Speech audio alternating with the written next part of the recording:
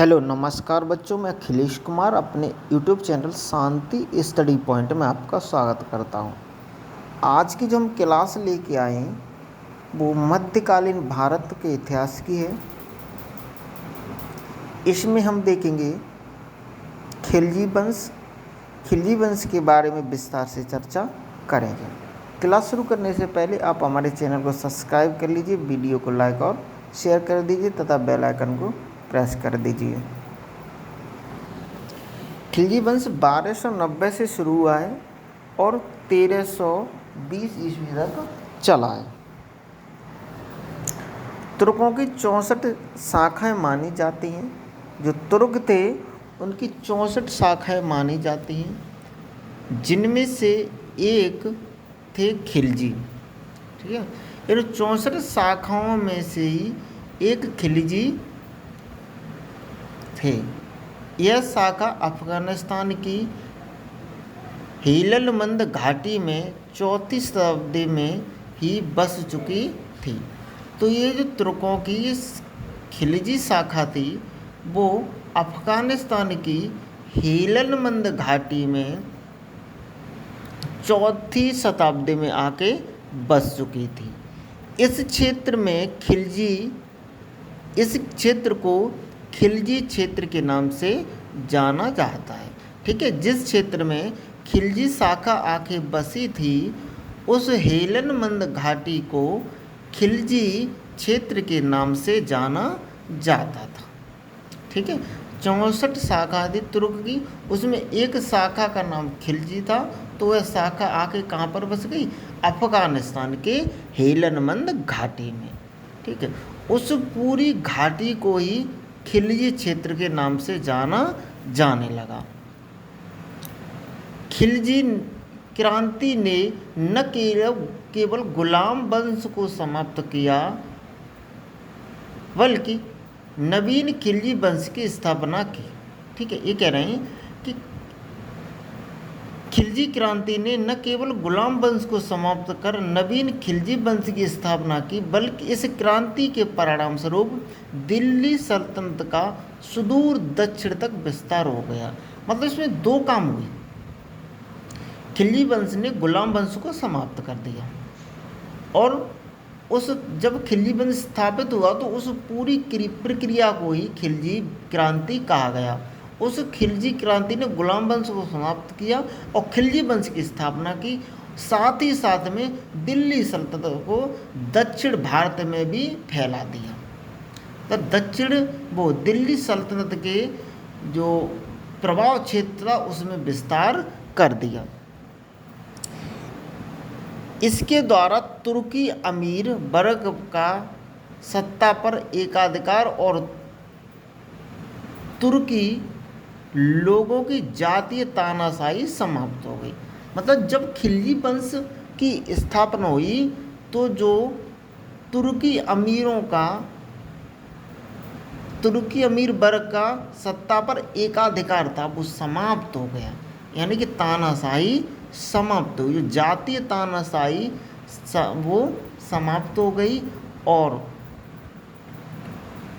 जलालुद्दीन का राज्यारोहण मध्यकालीन भारत के लिए राजनीतिक एवं सांस्कृतिक इतिहास में एक क्रांति का प्रतीक था।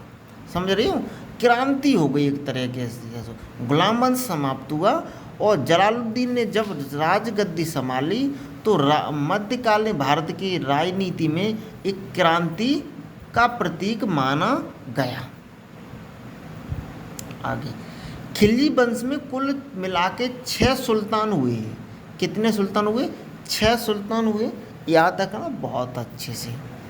पहला है जलालुद्दीन, 1290 से 1296 तक रहा। रुकनुद्दीन खिलजी 1296 में ही बैठा। अलाउद्दीन खिलजी 1296 से 1316 तक रहा।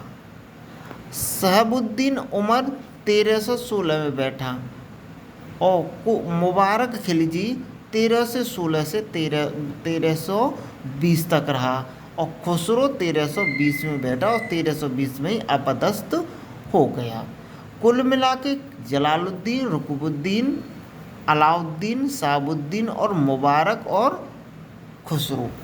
ये 6 सुल्तान हुए जिनका संबंध खिलजी वंश से था। अब बढ़ते हैं आगे। जलालुद्दीन फिरोज खिलजी 1290, याद रखना जी, 1290 से 1296 तक राजगद्दी पर रहा। खिलजी वंश का संस्थापक फिरोज खिलजी था। याद रखना, जो खिलजी वंश की स्थापना किसने की थी? फिरोज खिलजी ने की थी, जिसने भारत में सत्ता स्थापना के बाद जलालुद्दीन की पदवी धारण की। पहले इसका नाम फिरोज खिलजी था, लेकिन जब उसने भारत में सत्ता स्थापित कर ली तो इसे जलालुद्दीन की पदवी दी गई। खिलजी वंश के संस्थापक तुर्क थे, ठीक है ना। ये कौन थे? खिलजी वंश के संस्थापक वो तुर्क थे। हालांकि इतिहासकारों में इस बात का मतभेद है। कुछ इतिहासकार इसे तुर्क नहीं मानते। जलालुद्दीन खिलजी ने बलबन के कार्यकाल में एक अच्छे सेनानक के रूप में प्रसिद्धि प्राप्त की थी। मतलब जब बलबन सुल्तान था, बलबन किस वंश से था? बलबन गुलाम वंश से था, ठीक है। तो बलबन जब राजगद्दी पर बैठा था, दिल्ली का सुल्तान था, उस समय जलालुद्दीन खिलजी एक बहुत महान सेना नायक था और बहुत प्रसिद्ध था। उसने कई अवसरों पर मंगोल आक्रमणकारियों को, ठीक है, मंगोल आक्रमणकारियों का मुकाबला किया और सफलता प्राप्त की। मतलब मंगोल आक्रमणों को अच्छे से दबाने का काम किसने किया? जलालुद्दीन खिलजी ने किया। जलालुद्दीन का राजनीतिक उत्कर्ष कैकुकाबाद के समय में प्रारंभ हुआ। जो कैकुकाबाद था, ठीक है, उसके समय में। अब कमेंट में बताइए कैकुकाबाद किसका पुत्र था? अब ज़रूर बताइए ये कैकुकाबाद था वो किसका पुत्र था। 1286 से 1290 के बीच में ये शासक रहा, ठीक है। और बलबन था, उसी टाइम पीरियड में ये कैकुकाबाद शासक रहा। और 1290 में तो इसकी शुरुआत ही हो गई थी, किसकी? खिलजी वंश की। कैकुकाबाद के समय में प्रारंभ हुआ। कैकुकाबाद के समय वह समाना का सूबेदार था, ठीक है। जो जलालुद्दीन खिलजी था, वह जब कैकुकाबाद दिल्ली की गद्दी पर बैठा था, उस समय वह समाना का सूबेदार तथा जहांदार यानी शाही अंगरक्षक, उसके बाद 2 पद थे। एक तो समाना का सूबेदार और शाही अंगरक्षक के पद पर नियुक्त था। 2 पद संभाली हुआ था भाई साहब जिस समय ये कैकुकाबाद दिल्ली का सुल्तान था। कैकुकाबाद ने उसको शाइस्ता खां की उपाधि दी। कैकुकाबाद ने, क्वेश्चन बड़ा घुमा के पूछता है, जब बहुत ज़्यादा क्वेश्चन घुमाना हो तो ऐसे पूछे, शाइस्ता खां की उपाधि किससे दी गई थी? तो ये अलाउद्दीन खिलजी को शाइस्ता खां की उपाधि मिली थी। किसने दी थी? कैकुकाबाद ने दी थी। 1290 ईस्वी में कैकुकाबाद द्वारा निर्मित किलेखोरी के महल में जलालुद्दीन ने अपना राज्याभिषेक कराया। दिल्ली का सुल्तान बना। इसने किलेखोरी को अपनी राजधानी बनाया। राज्याभिषेक के समय जलालुद्दीन की आयु 70 वर्ष थी। समझ रहे हो? बहुत ही एक्सपीरियंस्ड था, एजड था, हर चीज़ में पारंगत था, सेना के पद पर रह चुका था, सेनापति के पद पर रह चुका था, तो ये चीज़ें राज्य कैसे चलाना है बहुत अच्छे से आता था। बलबन की रक्त और लौ की नीति, बलबन ने रक्त और लौ की नीति अपनाई थी, तो इसने रक्त और लौ की नीति को त्याग कर इसने उदार नीति अपना ली, ठीक है ना। रक्त लौ एक बहुत ही निरंकुश नीति थी, लेकिन उसने उस नीति को छोड़ दिया और उदार नीति अपनाई। मध्यकाल का पहला शासक बना जिसने जनता की इच्छा को शासन का आधार बनाया। मतलब इसने जब शासन संभाला तो देखा कि जनता क्या चाह रही है, जनता की आशा के अनुरूप ही शासन व्यवस्था चलाने को अग्रसर हुआ। वस्तुतः जलालुद्दीन ने हस्तक्षेप की नीति को अपनाया। जलालुद्दीन के समय 1292 ईस्वी में अब्दुल्ला के नेतृत्व में मंगोलों ने आक्रमण किया। देखिए मंगोल आक्रमण बार बार कर रहे हैं।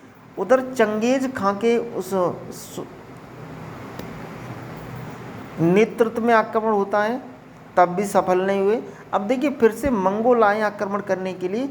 अब की बार नेतृत्व कौन करके आया? अब्दुल्ला इसका नेतृत्व कर रहा है। इसी के समय एक और मंगोल आक्रमण हल्कू के पौत्र उलुगु खां के नेतृत्व में, क्योंकि मंगोल चाह रही थी दिल्ली की सल्तनत, दिल्ली की गद्दी पर बैठना चाहते थे, भारत पर राज्य करना चाहते थे। और बहुत पहले से चंगेज खां के ज़माने से वो भारत में आ रहे हैं। एक बार चंगेज खां आया अपनी सेना को लेके, लेकिन सफल नहीं हो पाया। फिर कौन आया?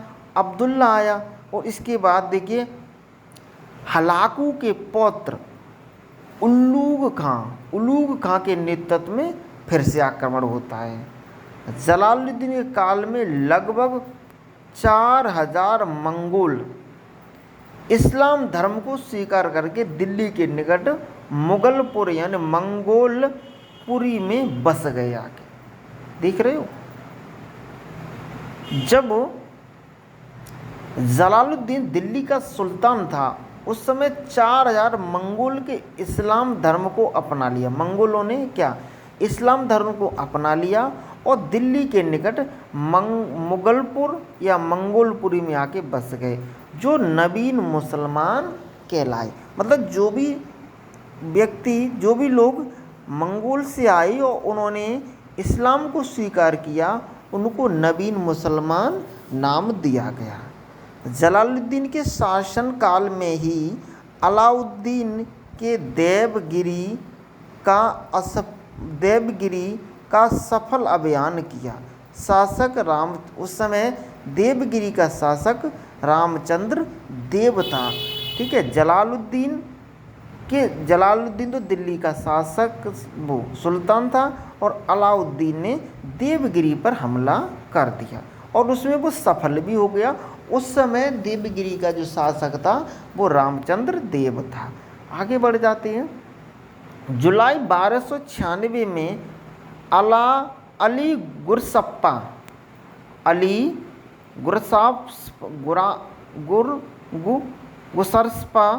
यानी कि अलाउद्दीन खिलजी, इसका ही नाम है। ठीक है, अलाउद्दीन खिलजी ने सुल्तान जलालुद्दीन को कड़ा मानिकपुर बुलाकर गले मिलते समय धोखे से चाकू मारकर हत्या कर दी।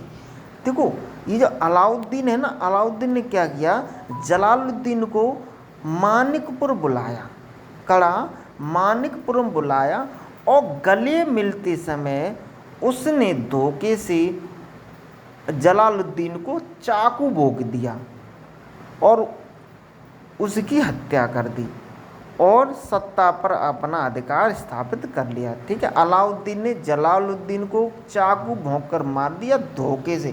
पहले उसे बुलाया, गले से मिलाया और तुरंत ही क्या चाकू उसको भोंक दिया और उस चाकू से ही उसकी मृत्यु हो गई और अलाउद्दीन खिलजी दिल्ली की गद्दी पर आके बैठ गए, यानी कि दिल्ली का सुल्तान बन गया। यहीं पर जलालुद्दीन खिलजी का चैप्टर समाप्त होता है और अलाउद्दीन खिलजी का चैप्टर शुरू हो जाता है। अब चलिए देखते हैं अलाउद्दीन खिलजी के बारे में। अलाउद्दीन खिलजी का जन्म 1266 में हुआ था। उसके पिता का नाम शिहाबुद्दीन खिलजी था, जो कि जलालुद्दीन फिरोज खिलजी का भाई था। देखो परिवार के ये सब कहीं न कहीं इनकी कड़ी एक दूर से जुड़ी हुई है। अलाउद्दीन खिलजी कौन था? अलाउद्दीन खिलजी का जन्म 1266 या 67 में हुआ। उसके पिता का नाम शिहाबुद्दीन खिलजी था, जो जलालुद्दीन फिरोज खिलजी, जिसने खिलजी वंश की स्थापना की थी, फिरोज खिलजी का भाई था। ठीक है, शिहाबुद्दीन खिलजी था। ठीक, शिहाबुद्दीन खिलजी कौन था? जलालुद्दीन फिरोज खिलजी का भाई था, और उसका भाई उस वो शिहाबुद्दीन खिलजी का लड़का था अलाउद्दीन खिलजी। चीज़ें अच्छे समझना। देखिए, शिहाबुद्दीन खिलजी जलालुद्दीन खिलजी का भाई, और शिहाबुद्दीन खिलजी का पुत्र अलाउद्दीन खिलजी। और अलाउद्दीन खिलजी ने ही अपने चाचा या ताऊ, ठीक है, या तो बड़ा या छोटा होगा, उसे चाकू से भोंक के मार दिया। पिता की अकाल मृत्यु हो जाने के उपरांत उसके चाचा जलालुद्दीन फिरोज खिलजी ही उसके संरक्षक थे। अच्छा, देखिए होता क्या है, जो शिहाबुद्दीन बड़ा था, ठीक है, वो चाचा है ना, तो जलालुद्दीन फिरोज खिलजी उसका चाचा था, तो शिहाबुद्दीन खिलजी उसका पिता था। लेकिन शिहाबुद्दीन की मौत हो गई थी, असामयिक मौत हो गई, तो अलाउद्दीन खिलजी की पूरी देखरेख, पिताजी की तरह देखरेख किसने की? जलालुद्दीन खिलजी ने की। लेकिन इस अलाउद्दीन खिलजी ने ही अपने पिता स्वरूप चाचा को क्या चाकू भोंक कर मार डाला। किस लिए? दिल्ली की सल्तनत हासिल करने के लिए अपने चाचा को चाकू से भोंक कर मारा। आगे, चाचा जलालुद्दीन फिरोज खिलजी के ही संरक्षक में थे। ठीक है, उसके संरक्षक कौन थे? उसके जो गार्जियंस थे, किसके? अलाउद्दीन खिलजी के, वो जलालुद्दीन फिरोज खिलजी ही थे। अलाउद्दीन 1296 से 1316 ईस्वी तक दिल्ली का सुल्तान रहा। वह जलालुद्दीन खिलजी का भतीजा था। ठीक है ना, और 1296 ईस्वी में उसने जलालुद्दीन की हत्या कर दी और सुल्तान बन गया। उसने जलालुद्दीन के पुत्र की भी हत्या कर दी। अलाउद्दीन ने कई दमनकारी नीतियां अपनाई, अपने विद्रोहियों का निर्ममतापूर्वक सफाया किया। इसके दिल्ली सल्तनत पर आसीन होने के बाद सल्तनत का विस्तार हुआ। देखिए, मुगल वंश में इतना विस्तार नहीं था दिल्ली सल्तनत का।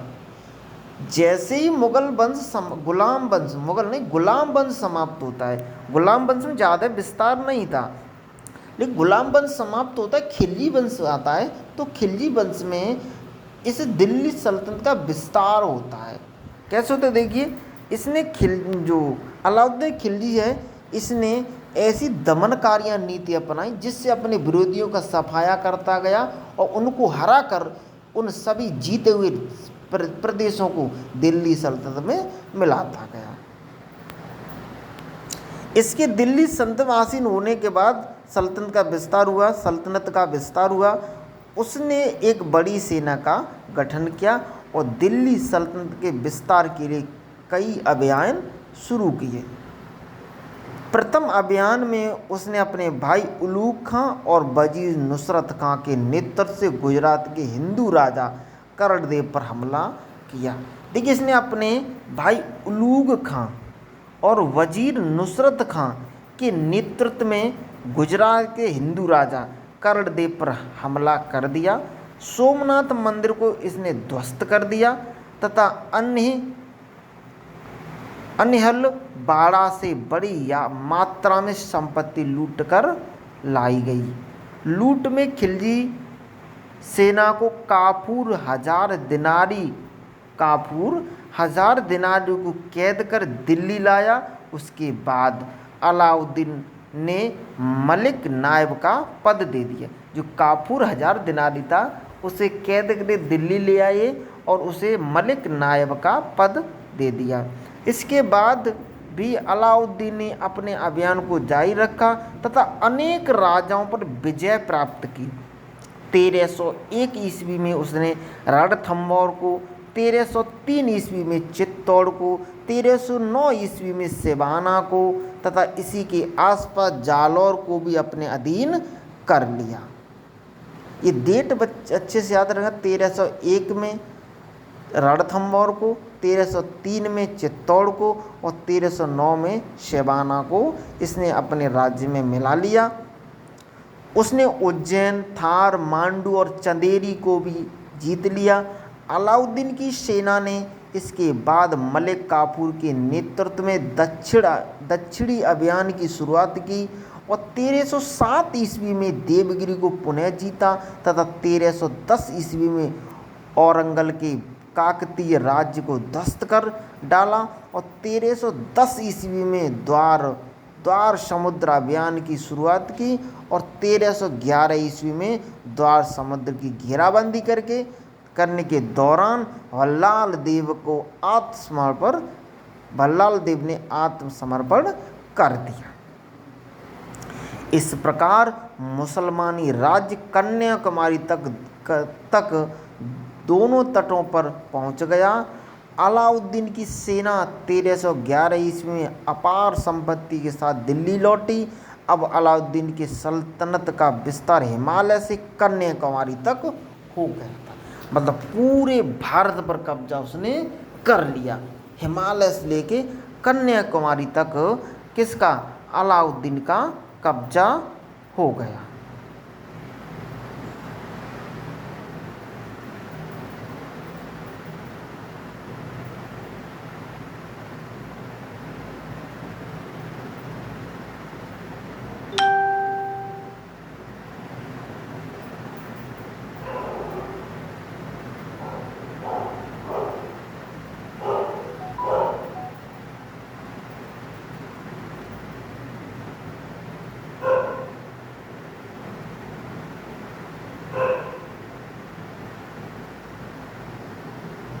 ओके, आगे देखिए। अलाउद्दीन के राज्य में कवियों को आश्रय प्राप्त था। हमीर खुसरो और हमीर हसन को आश्रय मिला था। अलाउद्दीन इमारतें बनवाने का शौकीन था। उसने कई मस्जिदें भी बनवाई। उसने अपने शासन के आरंभ काल में हुए विद्रोह पर विचार करने के बाद अलाउद्दीन के 4 चरण निकलते हैं। ठीक है, उसने अपने शासन काल के आरंभ में हुए विद्रोह पर विचार करने के बाद अलाउद्दीन के 4 कारण निकाले। उसने 4 कारण निकाले। सुल्तान का अक्षम होना, मद्यपान, अमीरों की आपसी तालमेल और बेशुमार संपत्ति।